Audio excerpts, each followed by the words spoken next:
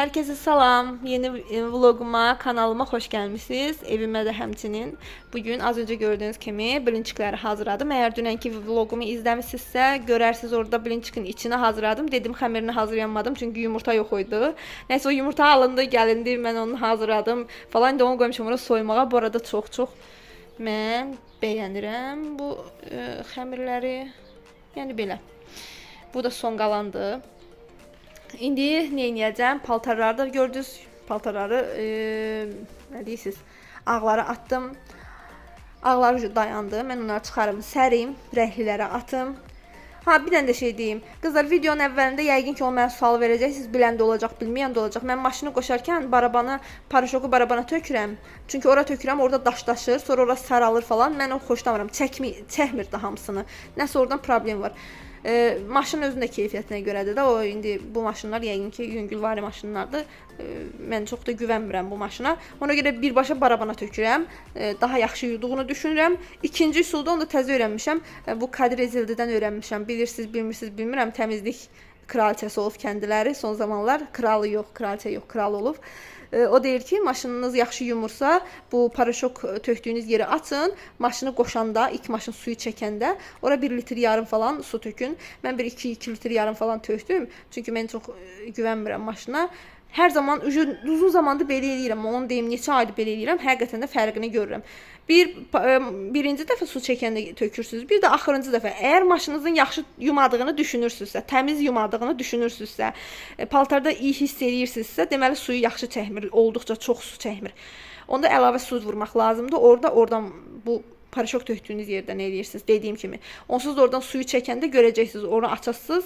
Qorxmayın, heç nə olası deyil. Açın, oradan görəsiniz ki, su tökülür. Sadəcə əlinizi suya falan vurmayın da. Belə banka ilə, nə bilim, nə ilə, krafinka ilə falan bir su tökün. Belə. Əlinizi suya niyə vurmayın deyirəm. Ona görə ki, indi işdə də tok falan vurar. Hər halda işləyən maşındır. Belə, çox danışdım. Hava da gözəldir. İndi gedək, paltarlarımızı sərək, rəhliləri ataq. Bunu pükək, buzluğa qoyaq. Bir-ikisini də saxlayaq, qızardarıq axşam. Buraları silək. Axşam yeməyi hələ bilmirəm nə pişirim.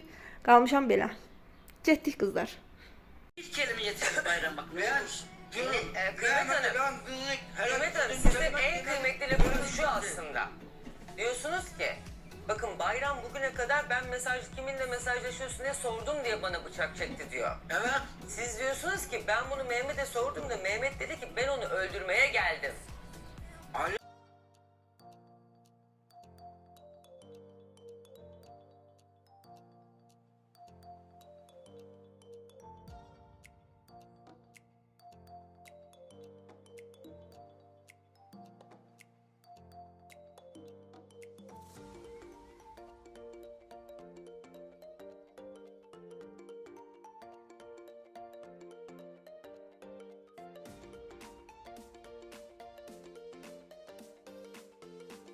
Aslanmış. Yani zaten telefon sinyali kapanmış. Götürür. Dikkat et. Telefon sinyali kapanmış. Ve hiçbir zaman da bir başka telefonu olmamış Derya'da hayatımda. Hiç olmamış telefon. Benim bildiğim doğru. Nerede söyle çelik nasıl olduğunu biliyor. Onun tuş telefonda. O telefonda bize gördüm. Bak görmedin mi? Yok bayram o gün o telefon o saatte Mehmet'in yanında yok. Peki. Olmadığı belli. İspatlanmış. Telefon yok da o zaman benim nasıl aradı ya da bana nasıl mesaj çekti? Ben bu soru soruyorum. Saat 1'de. Saat 1'de zaten siz konuşmuşsunuz.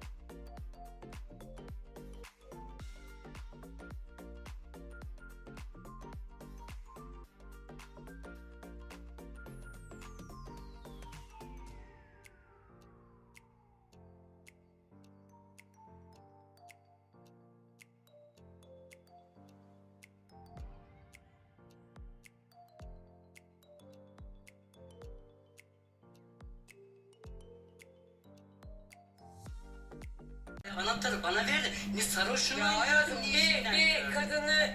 bir kadını adını sindirmeye çalışmak kolay. Eskiden hele şeydi yani.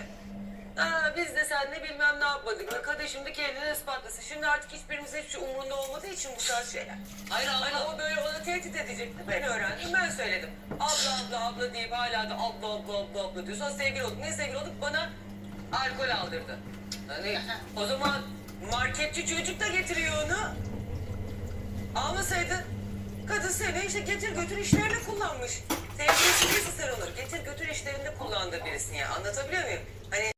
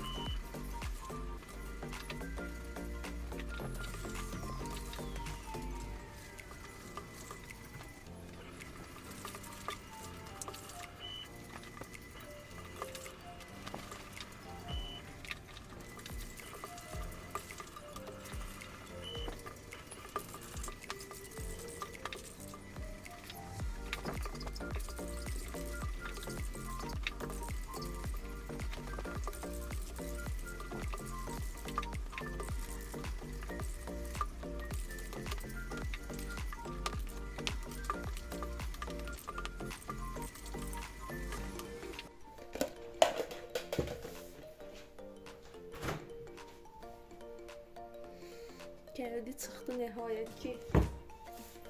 Onlar indi baxın belə tək-tək donublar. Buna qabda eləmirəm. Niyə?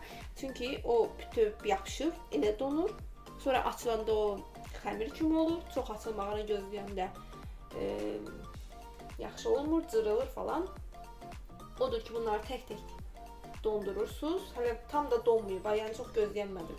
Hələ biraz da donsa yaxşı olardı. Tək-tək belə bir-birinə dəyməyəcək şəkildə dondurub. Donduqdan sonra da bir saxlama qabına yığırsınız. Bu 2 dəfə falan belə bişirərəm. Ara və ara. Bir 4 dənə, 5 dənə də götürdüm.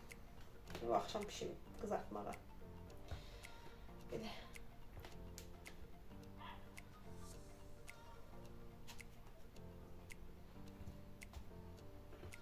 Dairəvi qabları sevmirəm.